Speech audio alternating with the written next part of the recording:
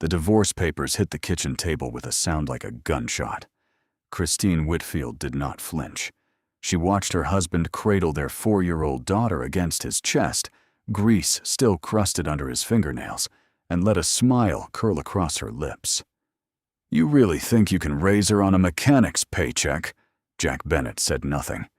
He signed his name, tightened his arms around Sophie, and walked out of the courthouse in stained coveralls, while Christine and her new lover watched with open contempt. Then the doors swung open onto sunlight, and a black limousine idled at the curb. Beyond it, far down the private runway, a jet caught the light and waited. All of it was for him. Christine's smile died on her face. What had turned the man she just humiliated into someone an entire fleet had come to collect. 6 years earlier, Jack Bennett had been on track to become one of the most promising mechanical engineers in the aerospace industry, the kind of career most people spent decades chasing. He walked away from it without a second thought when Sophie was born, and Christine made it clear that someone needed to step back so she could climb. Real estate had consumed her the way flight design once consumed him, and between the two of them, only one career could keep moving forward. Jack chose his daughter. He opened a small auto repair shop on the edge of town, modest but honest work, and built his days around school drop-offs, dinner at 6, and homework spread across the kitchen table. The routine never felt small to him. He learned the exact way Sophie liked her pancakes cut, which nightlight kept the shadows from scaring her, and how long to sit at the edge of her bed before her breathing evened out into sleep. While Christine climbed toward partner at her firm, Jack spent his evenings covered in someone else's motor oil and came home to a kitchen full of crayon drawings taped to the refrigerator. It was a good life by his own measure. By Christine's, it was proof that he had stopped wanting anything. The contempt grew slowly. At first, then all at once, she stopped introducing him at her office parties. She corrected him in front of guests about things that did not need correcting. By the time she met Gregory Vance at an investment mixer, she had been dragged to. Reluctantly, the marriage had already hollowed out from the inside, and Gregory simply walked into the space Christine had been carving out for months. He offered her exactly what she believed she deserved: money that did not require patience, a name people recognized, a life with no grease under the fingernails. The papers themselves arrived on a Tuesday evening, dropped onto the kitchen table between them without a word of warning. Christine did not raise her voice. She did not need to. She stood in the doorway and watched Jack read through the first page, while Sophie colored quietly at the counter a few feet away, and the smile that crossed her face while she watched him absorb it told him everything he needed to know about how the weeks ahead were going to go. Christine did not agonize over the decision to file for divorce. She agonized over the details. Custody was never one of them. Sophie was 4 years old and asked questions Christine did not want to answer, needed things Christine did not want to provide, and represented a version of her life she was ready to close the door on. So she left the custody box uncontested and turned her attention to the parts of the marriage worth fighting for.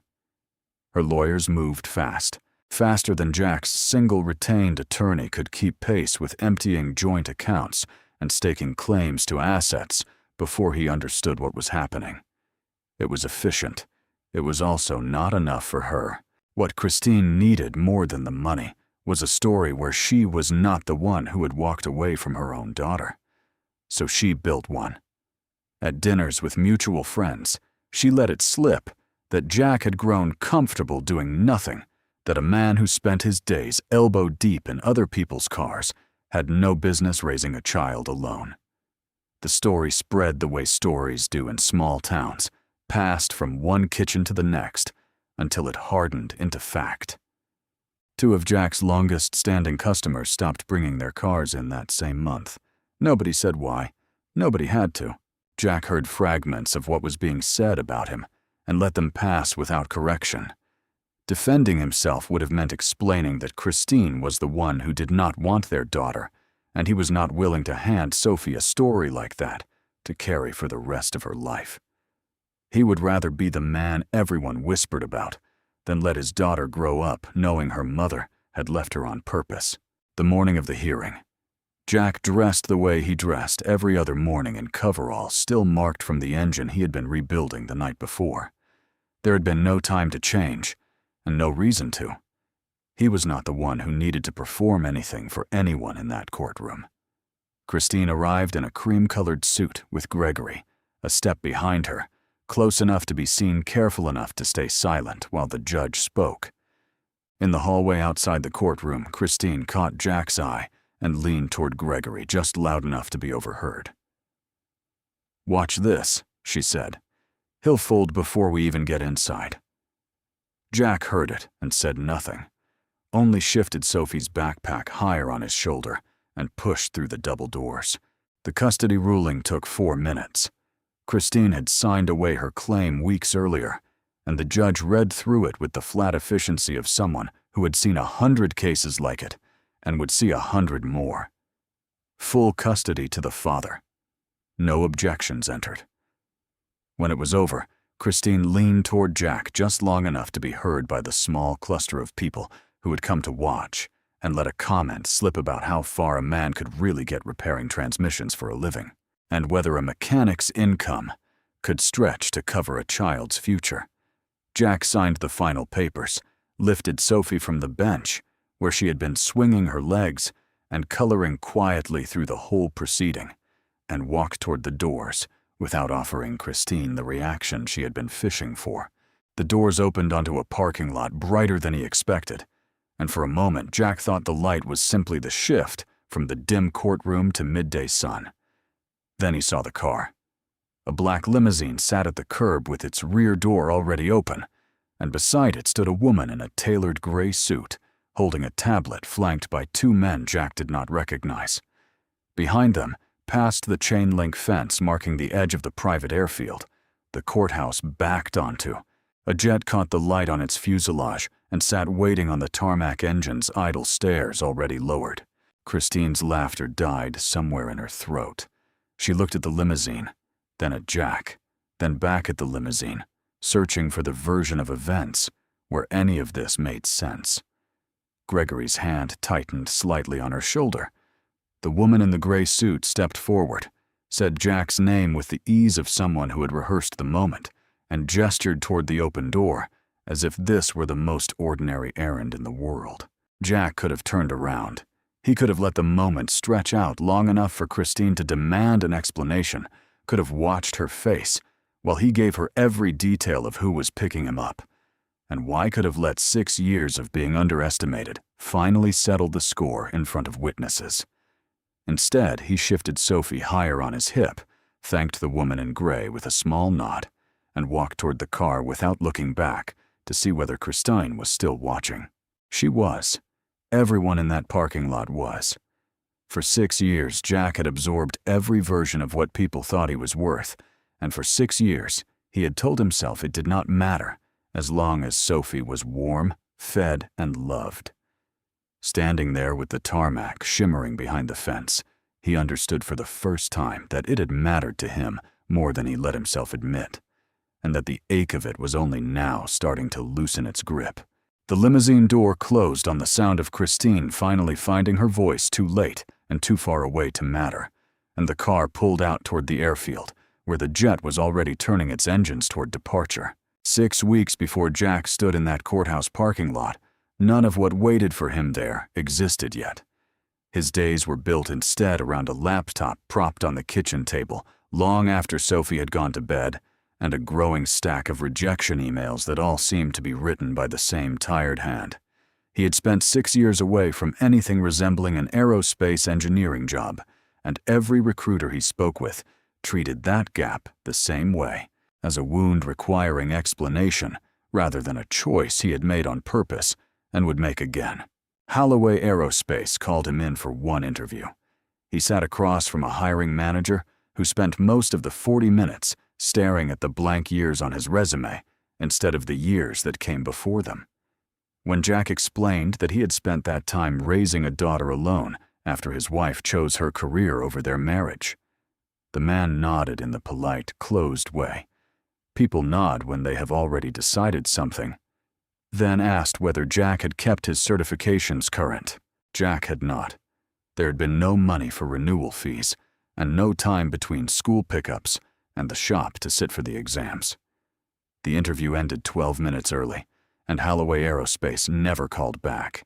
Corville Dynamics did not bother with an interview at all, just a form email thanking him for his interest and wishing him luck with his search. 3 smaller firms sent nothing back whatsoever. By the 4th week, Jack stopped counting the applications and started counting the days until the shop's rent came due instead. The rumors Christine had planted moved through town exactly the way she intended. 2 more longtime customers took their business elsewhere that month, quietly, without explanation, calling ahead to cancel appointments they had kept for years. The ones who stayed asked fewer questions and left smaller tips, as though uncertain whether a man who could not keep his own family together could be trusted with their transmissions. One afternoon, a regular customer named Walter Higgins, who had brought his truck in every 6 months for a decade, mentioned offhand that his wife had heard Jack was struggling to make ends meet and asked if everything was all right at home. Jack told him everything was fine and quoted the repair at half the usual rate just to keep the bay from sitting empty another week. He kept the lights on late anyway, running diagnostics on cars nobody had asked him to fix, because sitting still in an empty shop felt worse than the fear that nothing would ever change. Some nights, Sophie wandered out in her pajamas and found him still bent over an open hood at 9 o'clock and asked why he was fixing a car that already looked fixed. He never had a good answer for her. He only told her it was almost bedtime and carried her back inside. It changed on a Tuesday afternoon. A car Jack did not recognize rolled into the lot with a grinding sound coming from somewhere beneath the hood that most drivers would have ignored for another 100 miles, the kind of noise that told him someone had been driving on borrowed time for weeks. The woman who stepped out wore a blazer that likely cost more than his monthly rent, and introduced herself simply as Eleanor, asking if he had time to take a look. He said he did. He always had time. What should have taken 20 minutes stretched into an hour.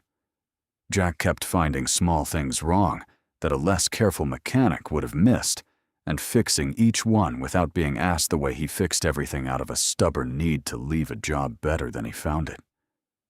Eleanor stood with her arms crossed through most of it, watching him work with an attentiveness that had nothing to do with the car itself. When he finally straightened up and wiped his hands on a rag, she asked where he had trained. He gave her the short version, the one he had learned to give people who did not need the full story. Aerospace mechanical systems 6 years, and then he stopped there. Eleanor's expression shifted in a way he could not read yet. She asked him to repeat the name of the firm. Then the years. Then more specifically, whether he had ever worked on a wing loading correction for a mid-size commercial airframe back before he left the industry. Jack went still. That project had taken him 72 hours to solve 11 years earlier, a structural flaw buried deep in a design nobody else on the team could isolate before the deadline collapsed the whole program. He had submitted the fix through the subcontractor he worked under. At the time, then left the firm when Sophie was born, never learning what became of it, never once credited by name in any report that circulated afterward. "That was you," Eleanor said. It was not a question. She told him who she was then. She ran Marsh Aviation, one of the largest private aviation companies on the coast, and the very program Jack had quietly saved from collapse 11 years earlier had gone on to become the backbone of half her current fleet. She had spent years asking around, trying to find the engineer behind that fix, and nobody inside her own company had ever been able to give her a name. She was standing in his garage, looking at a man who had walked away without ever collecting the credit he was owed. "I read the incident report 100 times, she told him. "Whoever wrote the fix never signed it." "I didn't think anyone would care who I was," Jack said. "I just needed the program to survive long enough for the paycheck to clear before I left." Eleanor did not offer him the position the way people offer favors. She offered it the way people settle a debt they had been carrying too long. Marsh Aviation needed a senior lead engineer, and she told him plainly that the seat was his to take, but not his to keep, simply because she remembered his name from an old file. He would have to prove himself in front of a team that had never heard of him, in a building full of people who had spent years earning the trust he was about to walk in and ask for in a single conversation. "I'm not interested in charity," Jack told her. "Good," Eleanor said, "because I'm not offering any. I'm offering you a desk, a deadline, and a room full of people who will make you earn every inch of it." She handed him a card with an address and a start date, then got back into her car and pulled out of the lot without waiting for him to answer, as if the answer had never been in question. Jack stood there long after the engine noise faded, wondering for the first time in longer than he could remember whether the ground under him had actually shifted. Marsh Aviation's headquarters sat behind a private hangar large enough to house 3 commercial jets, side by side, all glass and steel, against a runway that stretched toward the horizon. Jack's first walk through the building took him past engineers, half his age, wearing badges he did not yet have, past conference rooms named for aircraft models he still recognized from the career he thought he had closed the book on, and past a wall of framed photographs documenting decades of company milestones, one of which showed an aircraft he now understood he had quietly helped save without ever knowing it. Nobody greeted him by name that first morning. The scanner at the front entrance printed him a temporary badge that read, "Only visitor," and most people glanced at it and looked away. The first weeks at Marsh Aviation tested a different kind of patience than fatherhood ever had. Jack learned to run on less sleep, dropping Sophie at school before sunrise and picking her up just late enough to draw looks from the other parents gathered by the curb. He learned the building's hierarchy fast, and learned even faster that not everyone in it was glad to see him. Diane Foster made her position clear within the first week. She had run the engineering floor for 9 years without ever receiving the title that matched the work, passed over twice for promotions that went instead to men with fewer hours logged and thinner resumes, and she had no interest in watching a stranger walk in from a repair shop and get handed the seat she had spent nearly a decade earning through sheer attrition. In his second meeting, she interrupted his load calculations twice in front of the rest of the team. "Walk me through this margin," she said, tapping a figure on the printout. "Slowly, for the room." Jack walked her through it, showing every step instead of defending the conclusion, admitting where a tolerance ran tighter than he liked, and offering to rerun it before the day ended. Diane watched him, the way a person watches a bridge they are not yet sure will hold their weight, then moved on to the next agenda item without further comment. He stayed 2 hours past the end of the shift. That night, reran the calculation a third time and left the corrected figures on her desk before he left the building. She said nothing about it the next morning, but she stopped interrupting him quite so often after that, and the notes she left on his drafts grew shorter and sharper, instead of dismissive, the kind of notes colleagues leave for each other rather than warnings. At home, Sophie noticed the shift in her father before he said a word about it. One evening, while he sat cross-legged on her bedroom floor, sketching a wing load diagram on the back of a coloring page, because it was the only paper within reach, she asked him without looking up from her own drawing whether her mother was ever going to come to one of her school things again. Jack set the pencil down. He told her that some people show love in ways that looked different from how she needed it shown, which was as close to the truth as he was willing to get with a 4-year-old. Sophie seemed to accept it the way children accept most things adults cannot fully explain, and moved on to the next question about whether dinosaurs could fly. The deadline did not wait for either conversation. The structural redesign Eleanor had assigned him carried a narrow completion window that closed just days before the custody hearing Christine's lawyers had finally scheduled, and Jack spent those final nights splitting himself between blueprints and bedtime stories, running calculations after Sophie fell asleep, and rewriting sections he was not satisfied with before the sun came up. Diane found him asleep at his desk twice that week, his head resting against a stack of printouts, and the second time she left a cup of coffee beside his elbow, without comment, before he woke. 3 days before the deadline, Jack found the error that had been eluding the entire team for a month. A miscalculated tolerance buried 4 layers into a support bracket that nobody had thought to double-check because the math above it looked clean. He found it at 2 in the morning sitting at his kitchen table with Sophie's nightlight glowing down the hall and called Diane before he let himself sleep. She answered on the second ring, listened to him explain it in under a minute, and told him to send the correction through before anyone else arrived. By the time the rest of the team walked in that morning, the fix was already logged under both of their names. Eleanor called him into her office on a Thursday 2 days before the hearing.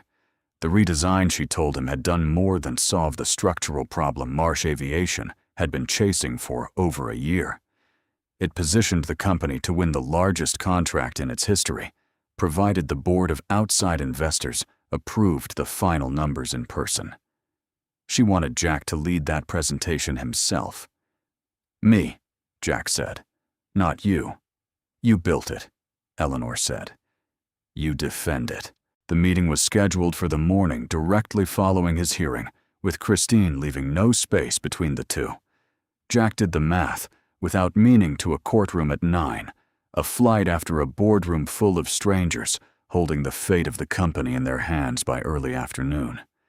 He asked if there was any way to move the date. There was not. The investors had flown in from 3 states for a single window, and rescheduling risked losing the deal to a competing proposal already circling the same contract.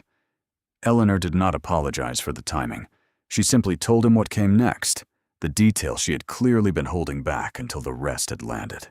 Gregory Vance had joined a rival fund named Ashford Capital months earlier and would be sitting on the investors' side of the table, representing their interests in the very room where Jack would defend a project built out of the ruin that man's affair had helped set in motion. Eleanor delivered it plainly, without any attempt to soften the edges, and watched Jack's face closely while she said it. He did not flinch. He only asked what time the presentation began, already calculating how many hours of sleep stood between the courtroom and the boardroom, and finding the number far smaller than he would have liked. The limousine pulled away from the courthouse curb before Christine's voice fully caught up with them, and Sophie, worn out from a morning of sitting still on a hard courtroom bench, drifted off before they even reached the highway. By the time it reached the private airfield, Jack had already stopped replaying the scene he was leaving behind. The jet waited exactly where he had first seen it, stairs down, engines beginning their low warm-up hum. The woman in gray met them at the base of the stairs, took one look at Sophie, asleep against Jack's shoulder, despite the noise, and simply nodded toward the cabin instead of speaking. Inside the jet was quieter than the courtroom had been, quieter than the shop, quieter than almost anywhere Jack could remember standing in the last 6 years. Cream leather seats faced each other across a narrow table, and sunlight cut through the windows at an angle that made the whole cabin feel suspended, somewhere outside the morning he had just lived through. He settled Sophie into a wide seat and buckled her in without waking her, then dropped into the seat across from her as the plane began to taxi.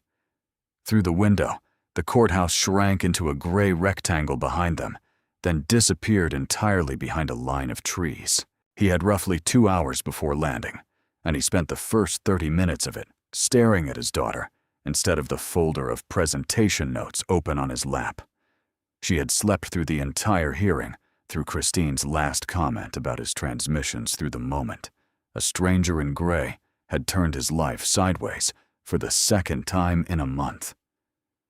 There was something almost unbearable about how untouched she looked, as if none of what had just happened in that courtroom had managed to reach her at all, and Jack understood that keeping it that way had been the entire point of the last 6 years. Watching her breathe evenly against the seat back, he found himself circling the same question he had been avoiding since Eleanor first held out her hand in the garage. Whether any of this was actually his earned, in the way work is supposed to be earned, or whether he had simply become someone's project, a name plucked out of an old incident report and given a second act because it made for a better story than the one Christine had been telling about him.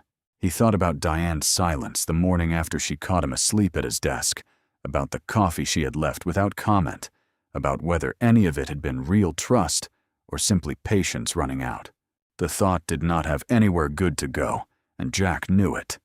He had told Eleanor plainly, standing in his own garage with grease still on his hands, that he wanted no part of charity, and she had told him just as plainly that she was not offering any. He made himself hold on to that instead of the doubt, closed the folder, and started running through the numbers he already knew by heart, reciting load tolerances under his breath, the way other men might recite a prayer. At one point, Sophie stirred in her sleep and murmured something Jack could not make out, reaching one small hand toward him, without fully waking. He took it without thinking, the same reflex that had carried him through 6 years of school pickups, and fevers, and nights when she woke up scared of nothing at all, and held it until her fingers went slack again. It was a small thing. It was also somewhere over 3,000 feet, the only part of the last 6 years he had never once doubted. There was no room left in that day for anything less than everything. He had walked out of a courtroom still absorbing the last cut of his ex-wife's contempt, and within a handful of hours, he would be standing in front of people who had the power to either validate every year he had spent proving himself or reduce it to a single afternoon's rejection. 6 years of being underestimated in his own kitchen. Weeks of being tested by a woman who did not owe him her trust. All of it had narrowed down to whatever happened in the next 90 minutes, and there was no version of the day that let him set one battle down before picking up the other. The jet landed a little after noon, and a car was waiting on the tarmac, exactly the way the limousine had been waiting outside the courthouse that morning, except this time, nobody stood beside it to sneer at what Jack was wearing. He had changed in the cabin before landing out of the coveralls and into a suit someone at Marsh Aviation had thought to have waiting for him, folded and ready in a garment bag he had not noticed until Eleanor's assistant pointed it out an hour into the flight. Sophie woke as the wheels touched down, blinking at the unfamiliar cabin, and asked in a voice still thick with sleep whether they were home yet. Jack told her not yet, and carried her down the stairs into the arms of a company nanny Eleanor had arranged for the afternoon, the first time in longer than he could remember that someone else would be the one watching his daughter while he worked. Sophie did not protest. She simply reached for the woman's hand and asked if there would be crayons wherever they were going, and the easy way she asked it told Jack she trusted him enough by now not to worry about where he was taking her. It was a trust he intended to keep earning for as long as she would let him.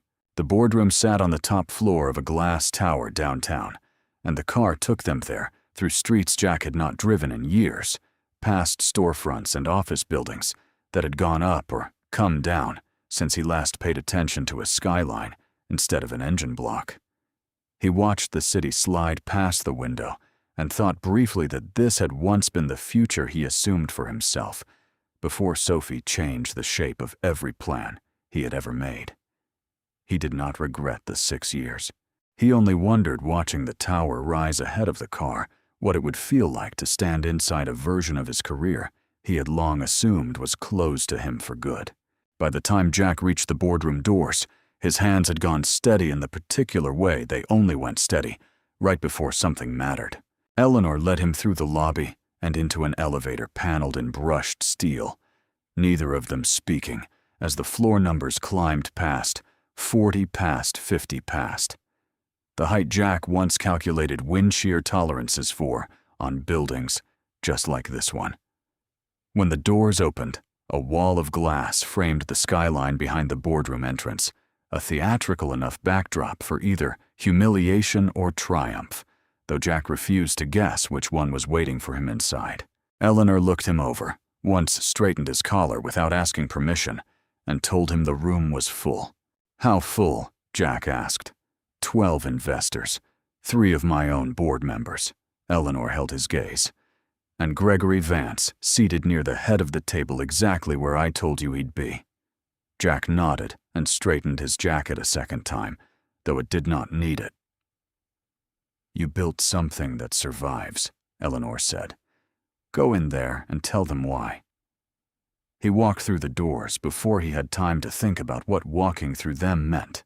The room smelled faintly of coffee and expensive cologne sunlight spilling across a table, long enough to seat 20 every seat, already filled with someone whose approval Marsh Aviation needed.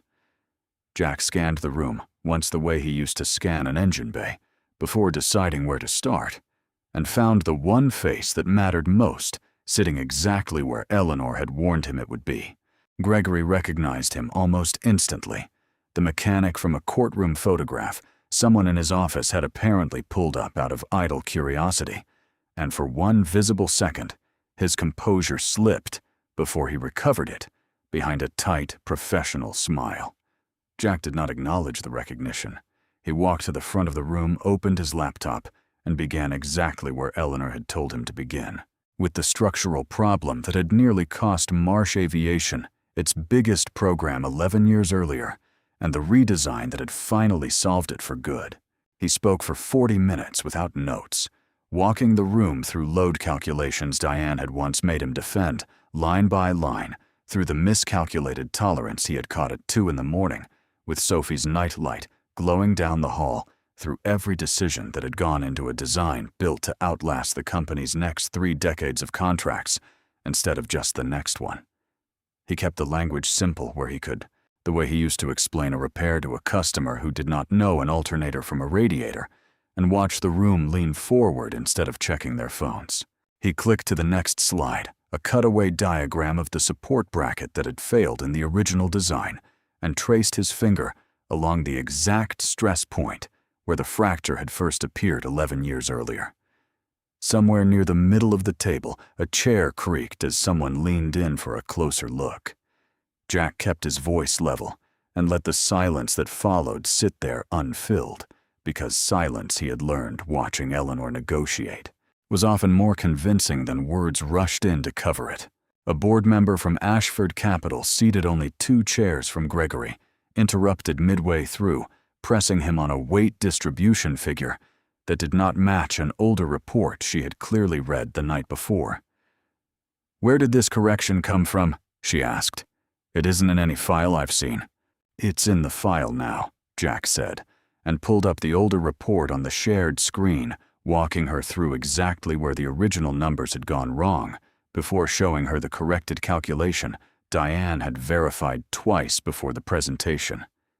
The woman studied the screen for a long moment, then nodded once and told him to continue. Another investor, an older man near the head of the table who had said nothing until then, asked what would happen if the same flaw resurfaced under conditions the redesign had not accounted for. It was the kind of question meant to expose a blind spot, and for a fraction of a second, Jack felt the same doubt from the plane resurface, the fear that he was one hard question away from being exposed as exactly what Christine always said he was.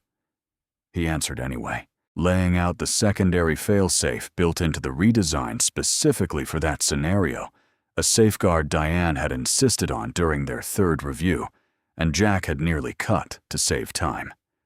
The man nodded slowly and made a note on the paper in front of him. Gregory waited until the end to ask his question, phrased with the careful neutrality of a man who wanted to sound objective while looking for a crack he could widen in front of the room. He asked whether a design built around one engineer's judgment carried more risk than a design built through established committee review, the kind his own fund typically preferred to back. "Committees didn't catch this flaw for 11 years, Jack said. "One engineer did twice."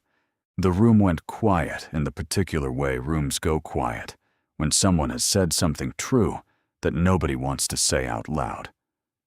Gregory's jaw tightened, and he did not ask a follow-up. Near the far end of the table, Eleanor allowed herself the smallest fraction of a smile before smoothing her expression back into something neutral for the rest of the room to see. 2 floors below, Sophie sat at a small table with the promised crayons coloring a picture of an airplane with a wing that curved the wrong way, entirely unaware that the outcome of the room upstairs would decide far more about her future than she was old enough to understand. The vote came within the hour. Marsh Aviation secured the largest contract in the company's history, and the moment the final tally was read aloud, Eleanor did not wait for the investors to clear the room before pulling Jack aside. "Director of Engineering," she said. "Effective immediately. Diane Foster as your co-lead on every major program going forward." "She already runs the floor," Jack said. "She should have had a title to match it years ago." "She will now," Eleanor said, "because of what the two of you just did in there." Diane had watched the entire presentation from a chair near the back wall, arms crossed the same way they had been crossed in every meeting since Jack's first week, and when the vote was announced, she was the first person on her feet clapping before anyone else had risen from their chairs.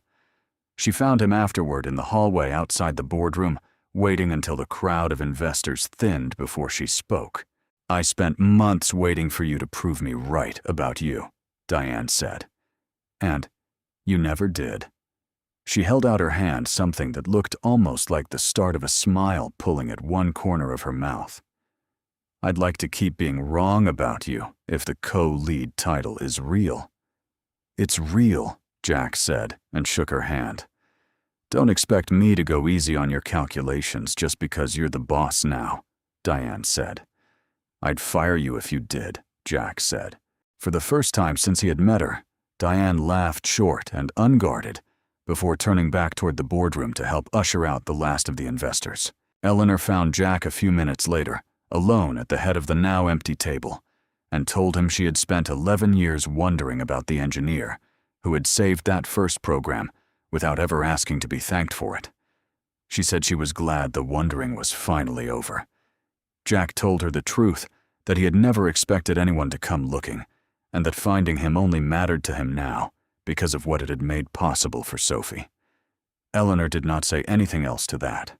She only nodded once the same way she had nodded the day she handed him a business card in his own garage and left him standing there in the sunlight coming through the boardroom windows. By the time Jack and Diane returned to Marsh Aviation's own offices that evening, word of the contract had already spread through every floor. Engineers who had barely acknowledged him during his first weeks stopped him in the hallway to shake his hand, and the same scanner that had once printed nothing but the word "Visitor" now greeted him by name on the display screen above the door. Eleanor sent a single company-wide email announcing the win 3 sentences long, ending with a line that named Jack specifically as the engineer who had made it possible.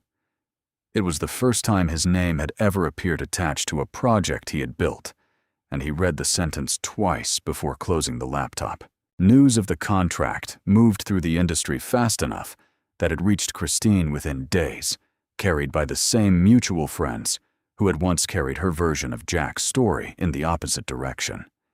Those same friends mentioned almost as an afterthought that Gregory had grown short-tempered and distant since the deal collapsed, blaming Christine for introductions that never should have mattered, and treating her more like a liability than the partner she had left her marriage to become. She called him twice that week, and both times Jack let the call ring out and go to voicemail without listening to the messages. When he finally answered the third call, her voice sounded softer than he remembered it, softer than the version of her that had once asked whether a mechanic's income could stretch to cover a child's future. Sophie was in the next room at the time, narrating a story to her stuffed animals, loud enough to carry through the wall, and Jack kept half his attention on the sound of her voice while Christine spoke. "I saw the announcement," Christine said. "Director of Engineering. That's really something, Jack." "It is," he said. "Gregory's fund lost the bid. He's been impossible to be around since." A short breath crossed the line, something close to a laugh with no humor left in it. "I was hoping maybe we could talk about all of it. About Sophie, too." Jack looked through the window of his new office at the runway below, where a jet identical to the one that had carried him that morning was being fueled for its next flight. "There's nothing to talk about that Sophie's well-being requires," he said. "She's happy. She's taken care of. That's the whole conversation. I made a mistake, Christine said. I know, Jack said, and he meant it without any anger left behind the words. I hope you figure out what to do with that. I've already figured out what to do with mine. If you want to send something for her birthday, send it, he added. I won't stand in the way of that. But it has to come from you actually showing up, not from guilt talking. She'll know the difference eventually, even if she can't name it yet. Christine did not answer right away, and when she finally spoke again, her voice had lost the practiced softness from a moment earlier. Okay, she said. Okay. He ended the call gently, not because he owed her gentleness, but because he no longer needed her apology to close a door that had already closed itself the day she chose not to fight for their daughter. 3 weeks later, Jack stood on the Marsh Aviation runway, with Sophie's hand in his, waiting for the same jet that had once carried him to the boardroom to take them both to an international contract, signing halfway across the world. The tarmac shimmered under the early afternoon sun, the same way it had the morning he first saw it, through a chain-link fence, except now he was not watching it from the outside. He thought briefly of the shop he still owned, but rarely visited now of Walter Higgins and the handful of regulars who had stayed through the worst of the rumors, and of the manager he had hired the week before to keep the bay open because some things were worth keeping even after the story around them had changed. He thought of Diane, probably 3 drafts deep into the next design review by now, and of the coffee she still left on his desk some mornings, without comment. None of it had ever been about proving Christine wrong. It had only ever been about proving to Sophie that the parent who stayed was the one worth staying for, and that staying in the end had been enough. The contract waiting for them on the other side of this flight was the second of its kind. In as many months, the sort of milestone that used to take companies decades to reach, and that Marsh Aviation had now reached twice since the day Jack first walked through its doors in coveralls instead of a suit. Eleanor had already started talking about expanding the engineering floor to keep pace, and had asked him only half-joking whether he happened to know anyone else out there fixing transmissions who might actually be worth hiring. Sophie tugged at his sleeve and asked with the same seriousness she brought to every important question whether they would get to sit by the window this time. Jack told her they could sit wherever she wanted. She considered this with the gravity of someone making a far larger decision, then announced that she wanted the window on the side, where she could watch the wing in case something interesting happened to it.